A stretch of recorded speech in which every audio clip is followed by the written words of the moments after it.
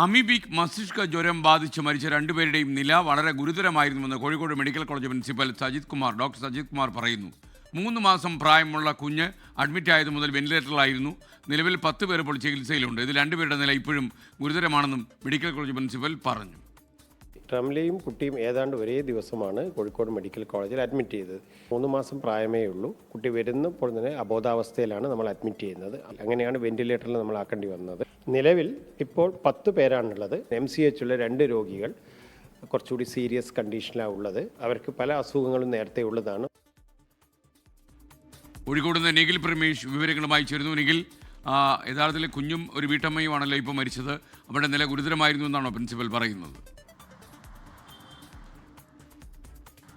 തീർച്ചയായും ഇവരെ പ്രവേശിപ്പിക്കുമ്പോൾ തന്നെ, അതായത് ഈ 2 പേരെയും ആശുപത്രിയിൽ പ്രവേശിപ്പിക്കുമ്പോൾ തന്നെ അവരുടെ ആരോഗ്യനില വളരെ മോശമായിരുന്നു എന്നുള്ളതാണ് ഈ വിഷയത്തിൽ ഇപ്പോൾ മെഡിക്കൽ കോളേജ് പ്രിൻസിപ്പൽ ഇതാദ്യമായാണ് പ്രതികരിക്കുന്നത്. അദ്ദേഹം വ്യക്തമാക്കുന്നത് നിലവിൽ 10 പേർ കോഴിക്കോട് മെഡിക്കൽ കോളേജ് ആശുപത്രിയിൽ തന്നെ ചികിത്സയിൽ തുടരുന്നുണ്ട്. അതിൽ കാസർഗോഡ് സ്വദേശിയുണ്ട്, കോഴിക്കോട് സ്വദേശികളുണ്ട്, മലപ്പുറം സ്വദേശികളുണ്ട്, അതോടൊപ്പം തന്നെ വയനാട് സ്വദേശികളുമുണ്ട്. അങ്ങനെ 10 പേർ നിലവിൽ ചികിത്സയിലുണ്ട്. ഇതിൽ 2 പേരുടെ ആരോഗ്യനില വളരെ ഗുരുതരമായി തുടരുന്നു എന്നുള്ള കാര്യം കൂടി അദ്ദേഹം അറിയിക്കുന്നുണ്ട്.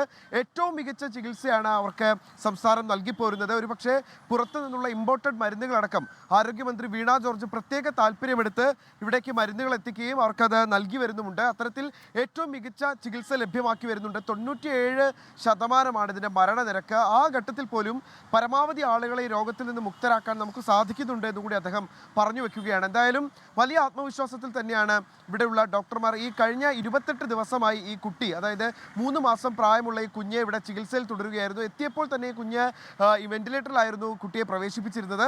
പരമാവധി കുട്ടിയെ ജീവിതത്തിലേക്ക് മടക്കിക്കൊണ്ടുവരാനുള്ള എല്ലാ ശ്രമങ്ങളും നടത്തിയിരുന്നു. മുഴുവൻ സമയ നിരീക്ഷണം, വിദഗ്ധരായ ഡോക്ടർമാരുടെ മുഴുവൻ സമയ നിരീക്ഷണവും ഉണ്ടായിരുന്നു. എന്നിരിക്കെ പോലും ഈ കുഞ്ഞിൻ്റെ ജീവൻ ഇന്നലെ രാത്രി നഷ്ടപ്പെടുകയായിരുന്നു. ശനിയാഴ്ചയാണ് റംല മരിച്ചത്.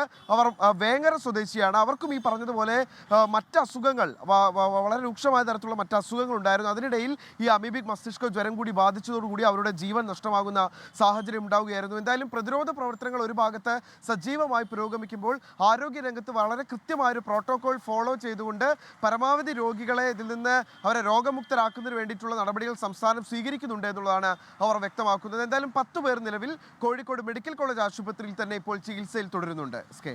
ലോകത്തെവിടെയായാലും ഏത് സമയത്തും 24 വാർത്തകളും ഓഗ്മെന്റഡ് റിയാലിറ്റി പാക്കേജുകളും എക്സ്പ്ലെയിനറുകളും വിശദമായി കാണാൻ ഞങ്ങളുടെ യൂട്യൂബ് ചാനൽ നിങ്ങൾക്ക് സബ്സ്ക്രൈബ് ചെയ്യാം.